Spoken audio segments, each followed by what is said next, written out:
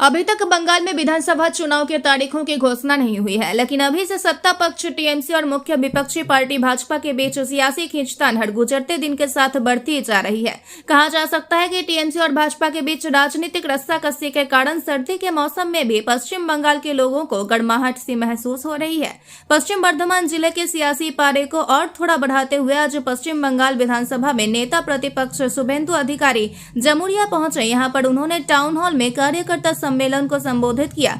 इस मौके पर यहां भाजपा नेता जितेंद्र तिवारी, विधायक डॉक्टर अजय पोद्दार, लक्ष्मण घोरोई, कृष्णा प्रसाद, प्रियंका तिब्रेवाल तो वहीं जमुरिया के वरिष्ठ भाजपा नेता संतोष सिंह के अलावा बड़ी संख्या में इस क्षेत्र के नौजवान भाजपा कार्यकर्ता उपस्थित थे।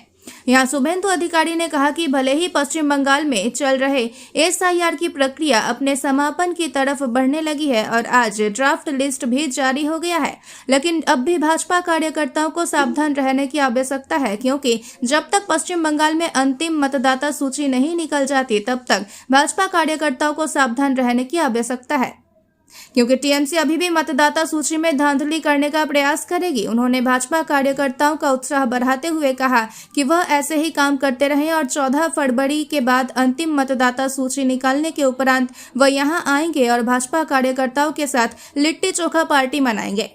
वहीं जितेंद्र तिवारी ने भी कार्यकर्ताओं को संबोधित किया और कहा कि पहले जमुरिया को काजी नजरुल इस्लाम के कारण पूरी दुनिया में जाना जाता था, लेकिन अब जमुरिया की पहचान यहां के अवैध गतिविधियों की वजह से हो गई है। उन्होंने कहा कि टीएमसी नेताओं के प्रत्यक्ष मदद से जमुरिया में अवैध गतिविधियां धड़ल्ले से चल रही है, लेकिन प्रशासन की हिम्मत नहीं है कि उन्हें रोक सके। उन्होंने कहा कि आज जमुरिया औद्योगिक क्षेत्र में जो कारखाने हैं वहां पर कारखाना मालिक श्रमिकों को वंचित कर रहे हैं। जितेंद्र तिवारी ने वादा किया कि अब अगले साल बंगाल में भाजपा की सरकार बनेगी तब श्रमिकों को उनका अधिकार दिया जाएगा। 4 মাস পরে হিসাব হবে, বদলাও হবে। খগেন মুর্মুর রক্ত দেখেছেন তো খগেন মুর্মুকে মেরেছিল রিলিফ দিতে গিয়ে, দেখেছেন ছবিতে, টিভিতে, মোবাইলে। বদলা চান হ্যাঁ কি না বলুন? বদলা যদি চান বদল আনুন। মেসি কাণ্ড দেখেছেন, চোরেদের 300-350 কোটি টাকা লুট করেছে। 22,000 টিকিটে শতদ্রুর কাছ থেকে অরূপ সুজিত নিয়েছে। মেসিকে নক্ষত্র, খেলার মাঠ, রাজনীতির বাইরে হায়দ্রাবাদে অন্ধ্র তেলেঙ্গানার মুখ্যমন্ত্রী পারে, কারণ সেখানে মমতা নেই। মুম্বাই পারে, সেখানে দেবেন্দ্র ফডনবিস আছে, মমতা অরূপ নেই। দিল্লি পারে, সেখানে রেখা গুপ্তাজিরা আছে, সেখানে মমতা নেই। আজকে বাংলা বাঙালির লজ্জা। মেসিকে নিয়ে এসে কি বলাতে গেছিল মমতা ব্যানার্জি? বলাতে গেছিল খেলা হবে, উল্টো খেলা হয়ে গেছে। উপরে ভগবানের মার, আরজি করে আবার বাবা মা কাঁদছে, তারা বলছে বিচার চাই। স্বর্গে থাকা মারা যাওয়া যুবকের চোখ উপড়ে বিক্রি করেছে। এত নিকৃষ্ট মানের চোর এইখানকার নেতাদের আমি চিনি। আমিও অনেক দিন তৃণমূল করেছি, সে তৃণমূলের অনেক তফাৎ আছে। আমি দেখেছি এখানকার যারা নেতা তাদের আজকে অবস্থা কি।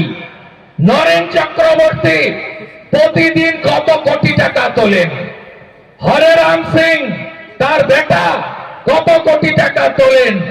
এখানে যারা ওদের নেতা আছে, মলয় ঘটক থেকে শুরু করে ওই বারাবানি রশিদ সিং পর্যন্ত, কিভাবে যাদের সাইকেলে গ্যাটিস লাগানো ছিল এখন নিজের একটা গাড়ি, স্করপিওতে হয় না, ফরচুনা লাগে, বিএমডব্লিউ আছে, বউর জন্য আরেকটা, মেয়ের জন্য আরেকটা, ছেলের জন্য আরেকটা, আর নাতি নাতনিকে স্কুলে দেওয়ার জন্য গাড়ি আছে। এদের এই পরিবর্তনটা হয়েছে, আপনাদের কোনো পরিবর্তন হয়নি। আর অন্যদিকে এই মলয় পাঁজা থেকে শুরু করে, ইমতিয়াজ থেকে শুরু করে, যুধিষ্ঠির ঘোষ থেকে শুরু করে গোটা পশ্চিম বর্ধমানে 159 জনের তালিকা আমরা করেছি। 159টা মাফিয়া, যারা বালি চুরি করছে, যারা কয়লা চুরি করছে, কিছুদিন আগে ইডির রেড হয়েছে, আপনারা জানেন, রাঁচির একটি কেসে প্রত্যেকটা ইসিএল এর গাড়ি সেখান থেকে 10-12 হাজার টাকা করে সিন্ডিকেটের তোলা, পুলিশ আর তৃণমূলের চোরেরা মিলে। আজকে আপনি বলুন 5 বছর 6 বছর আগে বালির রেট কত ছিল? 2000 টাকা। আজকে 12,000 টাকায় বালি। 1,20,000-তে ঘর হয় মমতা ব্যানার্জি? তারা নেদের গ্রামে 3 লাখ, শহরে 5 লাখের ঘর ভারতীয় জনতা পার্টি দেবে। আমরা নলে জল দেব, সোলার আলো দেব, আমরা শৌচালয় দেব, আমরা আপনাদের কিভাবে উন্নয়ন করতে হয় করব। ওটা আমার কথা নয়, গোটা দেশের দিকে তাকিয়ে দেখুন। উত্তরপ্রদেশের যোগী আদিত্যনাথজি তিনি ভাতা দেন, বিধবা ভাতা, বার্ধক্য ভাতা, দিব্যাঙ্গ ভাতা, মাসে 3,000 টাকা করে। তিনি হোলিতে, দিওয়ালিতে ফ্রি গ্যাস দেন বোনেদেরকে। তিনি মিড ডে মিলে মরশুমি ফল খাওয়ান বাচ্চাদের। 1 গ্লাস দুধ থাকে মিড ডে মিলে, পনিরের তরকারি থাকে, বাটি ভর্তি ঘন ডাল থাকে। যোগীজি দিচ্ছেন উত্তরপ্রদেশে, পাশেই বিহার, যান ওখানে, সেখানে মহিলাদের অ্যাকাউন্টে 10,000 টাকা শুধু নয়, 125 ইউনিট বিদ্যুৎ ফ্রি শুধু নয়। আপনি দেখে আসুন এনডিএ সরকার কিভাবে উন্নয়ন করেছে। আমাদের সরকার উড়িষ্যাতে সুভদ্রা যোজনায় বছরে 50,000 টাকা দিচ্ছে মহিলাদের। আমাদের সরকার মধ্যপ্রদেশের লাডলি বহিন যোজনায় 3,000 টাকা দিচ্ছে মহিলাদের। আমাদের সরকার আসামে মহিলাদের 2,500 টাকা দিচ্ছে মাসে। আমাদের সরকার রেখা গুপ্তা 2,500 টাকা দিচ্ছে মাসে দিল্লিতে মহিলাদের। আমাদের সরকার বিজেপি সরকার নায়েব সিং সাইনি 2100 টাকা দিচ্ছে হরিয়ানাতে। 6 মাসের মধ্যে শূন্য থাকা 3,55,000 পোস্ট পূরণ করে দিয়েছেন নায়েব সিং সাইনি সরকার। মহারাষ্ট্রে চলুন, মহারাষ্ট্রে বেকার যুবকদের যতক্ষণ না চাকরি দিতে পারছে দেবেন্দ্র ফাডনবিসের সরকার, গ্রাজুয়েটদের মাসে 6,000, মাধ্যমিকদের মাসে 4,000 আর মহিলাদের মাসে 2,000 টাকা করে ঢোকাচ্ছে। আজকে বিজেপি সরকার 10 লক্ষ টাকার আয়ুষ্মান ভারত দিল্লি বাসে, সরকারি বাসে মহিলাদের ফ্রি। রাজস্থান 500 টাকার গ্যাস, 25 লক্ষ টাকা পর্যন্ত মেডিকেল ফ্রি। তাই বিজেপিকে আনবেন। বিজেপি সরকার মোদিজির দেখানো পথে চলবে। বিজেপি সরকার অন্য রাজ্যে যা করছে সেটা তো করবে, আরো ভালো কিছু করবে। এই বাংলার জন্য, এই পশ্চিম বাংলায় ভারতীয় জনতা পার্টি আগের জনসংঘ একজন বাঙালি প্রতিষ্ঠা করেছিলেন, তার নাম ডক্টর শ্যামা প্রসাদ মুখার্জি। তাই মমতা ব্যানার্জি এই বাঙালি অবাঙালি করে হিন্দুদের ভাঙতে চায়, জাতের নামে হিন্দুদের ভাঙতে চায়। গীতা পাঠে গেছিলেন না ব্রিগেডে অনেকে? বাগেশ্বর বাবা এসেছিলেন, বাগেশ্বর ধাম, কি বললেন? বললেন জাত পাত কি করো বিদায়। তারপরে কি বললেন? জাত পাত কি করো বিদায়, জাত পাত কি করো বিদায়, जात पात की करो विदाई, जात पात की करो विदाई, तोड़ना मत। भाषा की नाम पर, जातों की नाम पर मत तोड़िए सनातनी। ये चुनाव बहुत इंपॉर्टेंट चुनाव है, खास चुनाव है हमारे लिए। কেন আমাদের জন্য গুরুত্বপূর্ণ?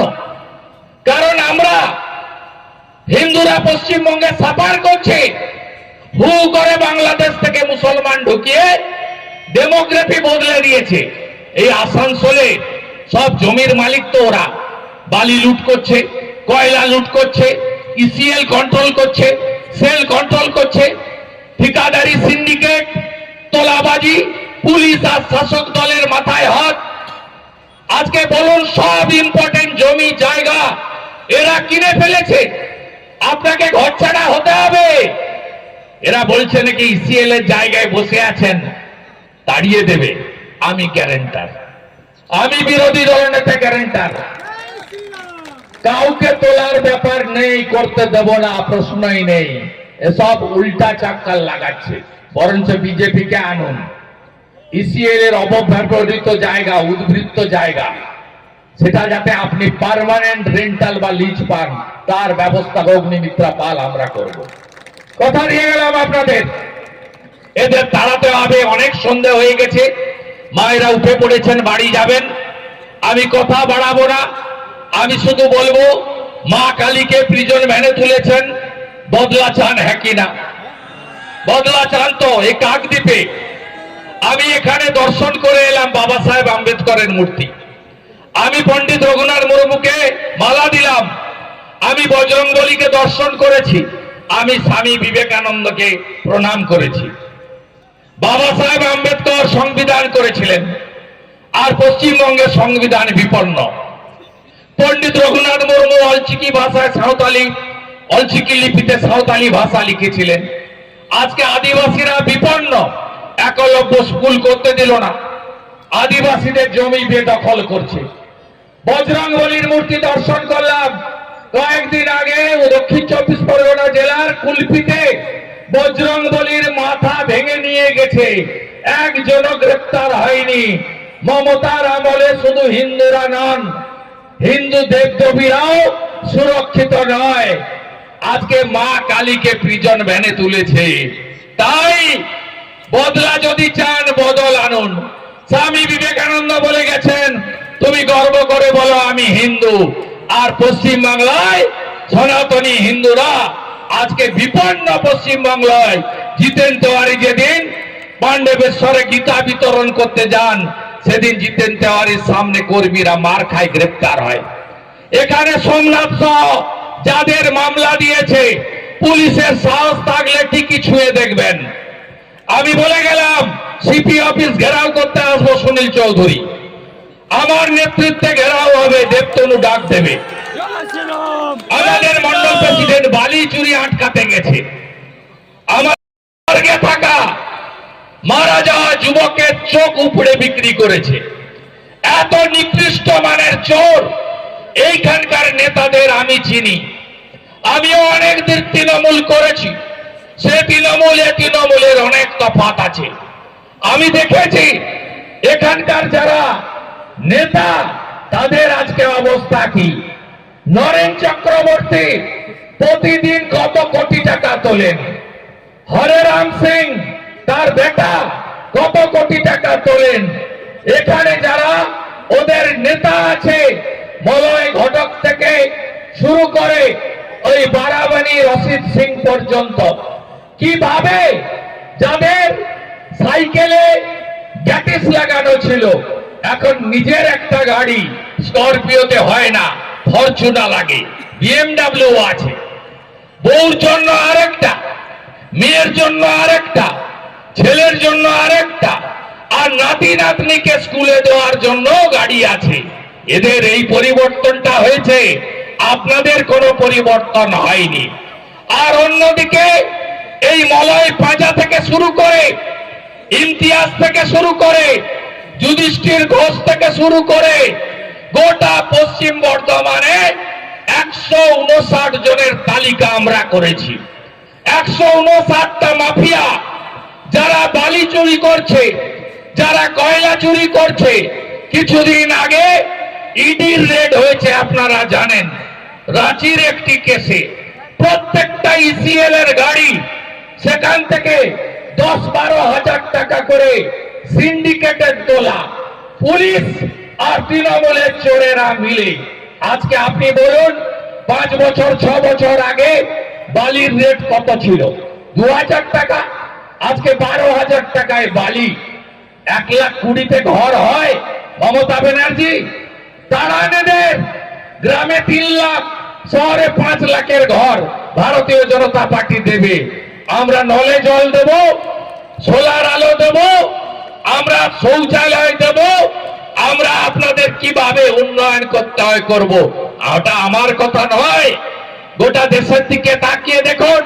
উত্তরপ্রদেশের যোগী আদিত্যনাথজি তিনি ভাতা দেন, বিধবা ভাতা, বার্ধক্য